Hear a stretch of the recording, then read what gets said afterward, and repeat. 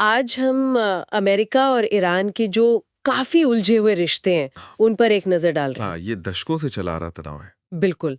और इसमें ये सवाल भी है कि भाई अमेरिका, जो इजराइल का इतना पक्का साथी है, वो कभी-कभी ईरान और इजराइल के बीच क्यों आ जाता है? मतलब मध्यस्थता क्यों करने लगता है? सही सवाल है। तो क्या अमेरिका ने कभी सीधा हमला किया ईरान पर? वाह, वाह। या ये कहानी मतलब थोड़ी और ये जटिल है? कहानी काफी जटिल है। अगर हम जून 2025 तक की बात करें तो ऐसा कोई सीधा फुल स्केल मिलिट्री हमला अमेरिका ने ईरान पर नहीं किया है। अच्छा। हाँ, पर तनाव तनाव तो हमेशा बहुत ज्यादा रहा है।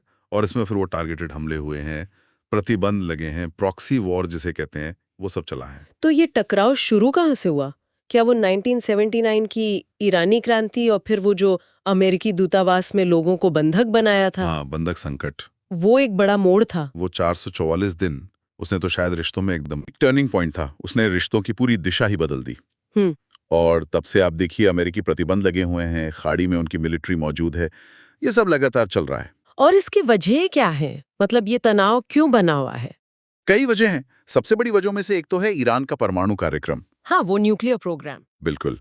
अमेरिका और उसकी जो सहयोगी हैं, खासकर इसराइल है, खाड़ी के देश हैं जैसे सऊदी अरब, यूएई, वो सब इसे अपनी सुरक्षा के लिए खतरा मानते हैं। और दुनिया के लिए भी खतरा मानते होंगे। हाँ, वैश्विक स्थिरता के लिए भी। और इसीलिए 2018 में अमेरिका उस परमाणु समझौते से, JCPOA जिसे कहते हैं, उससे बाहर आ गया था। हाँ, वो ओबामा के टाइम वाला समझौता। जी। और फिर से कड़े प्रतिबंध लगा दिए ईरान पर। अच्छा। और दूसरा पॉइंट क्या है? ईरान का वो गुटों को समर्थन देना। हाँ, ये दूसरा बहुत अहम पहलू है। ईरान जैसे लेबनान में हिजबुल्लाह को सपोर्ट करता है, यमन में हूतियों को, इराक और सीरिया में भी कई मिलिशिया हैं। उनको हथियार, पैसा सब देता है। हाँ, उनको समर्थन देता है। और अमेरिका इनमें से कई गुटों को या तो आतंकवादी मानता है या फिर अपने सैनिकों और अपने सहयोगियों के लिए सीधा खतरा। तो ये प्रॉक्सी वॉर वाली बात हो गई, मतलब सीधे नहीं लड़ रहे पर इनके जरिए। बिल्कुल, एक तरह का परोक्ष युद्ध। और फिर तीसरा बड़ा मुद्दा है तेल का। हाँ, वो हॉर्मूज स्ट्रेट, उसका नाम बार बार आता है। वही, हॉर्मूज जल डमरू मद। ईरान कई बार धमकी दे चुका है कि हम इसे बंद कर देंगे। और वहां से तो बहुत तेल जाता है दुनिया का। हाँ, बहुत बड़ा हिस्सा। तो अमेरिका के लिए जरूरी है कि वो रास्ता खुला रहे। वो अपनी नेवी वहां इसीलिए रखता है। सुरक्षा के लिए। जी। और चौथा कारण भी है, अगर अमेरिकी हितों पर या उनके सहयोगियों पर कोई हमला होता है तो उसका बदला लेना। जैसे वो जनरल सुलेमानी वाला मामला। बिल्कुल। 2020 में कासिम सुलेमानी को बगदाद में मारा गया। अमेरिका का यही कहना था कि वो अमेरिकी ठिकानों पर हमले प्लान कर रहे थे। तो ये तो हो गए टकराव के कारण। लेकिन फिर वो बात आती है कि अमेरिका बीच बचाव क्यों करता है ईरान और इजराइल के बीच। ये थोड़ा अजीब नहीं लगता? हाँ, ये विरोधाभास जैसा लगता है। पर इसके पीछे अमेरिका की अपनी स्ट्रैटेजी है। सबसे बड़ी वजह तो यही है कि एक बड़ा रीजनल वॉर टल जाए। मतलब पूरे इलाके में जंग न फैले। बिल्कुल। सोचिए, अगर ईरान और इजराइल में सीधी जंग हो गई तो वो आग कहां-कहां फैल सकती है। लेबनान, सीरिया, खाड़ी देश। और शायद अमेरिका को भी कूदना पड़े। हाँ, अमेरिका भी खिंच सकता है उसमें। और फिर उसका असर पूरी दुनिया की अर्थव्यवस्था पर पड़ेगा। तेल बाजार तो हिल जाएगा। तेल की कीमतें आसमान पर पहुंच जाएंगी। जाहिर है। तो इसलिए तनाव कम करना, डी एस्केलेशन जिसे कहते हैं, वो पहली प्राथमिकता बन जाती है। ओके, तो ये सबसे बड़ी वजह है। और क्या कारण है? और भी दूसरी बात, अमेरिका के अपने सहयोगी हैं उस इलाके में। इजराइल तो है ही, पर सऊदी अरब, यूएई, जॉर्डन जैसे देश भी हैं। उनकी सुरक्षा भी तो देखनी है। बिल्कुल। एक बड़ा युद्ध उन सबके लिए खतरा है। और इससे ग्लोबल ट्रेड, खासकर एनर्जी सप्लाई, वो भी रुकेगी। सही बात है। तीसरी वजह आप कह सकते हैं घरेलू और अंतर्राष्ट्रीय दबाव। अमेरिका के अंदर भी युद्ध ज्यादा पसंद नहीं किए जाते, महंगे भी होते हैं। और दुनिया भर से भी दबाव आता होगा, यूएन, यूरोप। हाँ, बिल्कुल।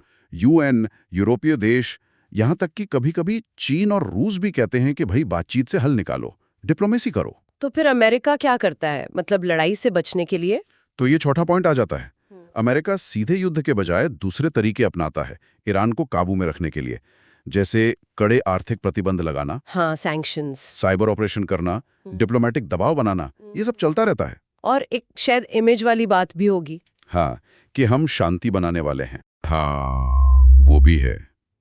पांचवा कारण कह सकते हैं, अमेरिका अपनी ग्लोबल सुपर पावर और एक तरह से पीस मेकर वाली इमेज भी रखना चाहता है, खासकर जब ईरान इजराइल का तनाव इतना बढ़ जाए कि पूरी दुनिया की शांति को खतरा लगने लगे। तो इसका मतलब ये समझें कि अमेरिका इस मामले में पूरी तरह निष्पक्ष या न्यूट्रल नहीं है? नहीं नहीं, बिल्कुल नहीं। अमेरिका का इजराइल के लिए समर्थन बहुत मजबूत है, इसमें कोई शक नहीं, वो एकदम क्लियर है। लेकिन वो आग को भड़कने नहीं देना चाहता। बिल्कुल, वो डी-एस्केलेशन पर जोर देता है।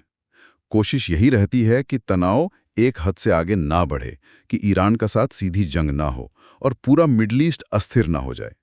ये बहुत बहुत बारीक संतुलन साधने वाली बात है। काफी मुश्किल काम लगता है ये। है ही। तो कुल मिलाकर आज की इस बातचीत से ये साफ है कि अमेरिका ईरान के रिश्ते कितने पेचीदा हैं।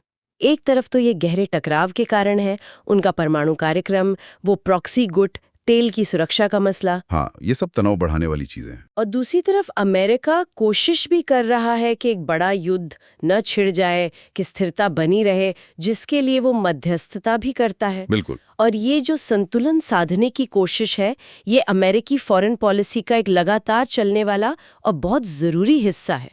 इसका कोई आसान हल नहीं है। और जाते जाते एक सवाल शायद सोचने के लिए छोड़ सकते हैं हम, हाँ जरूर। कि ये जो अप्रत्यक्ष तरीके हैं टकराव के, जैसे प्रतिबंध लगाना या प्रॉक्सी गुटों के जरिए लड़ना, क्या ये वाकई लंबे समय तक तनाव को कंट्रोल में रख सकते हैं?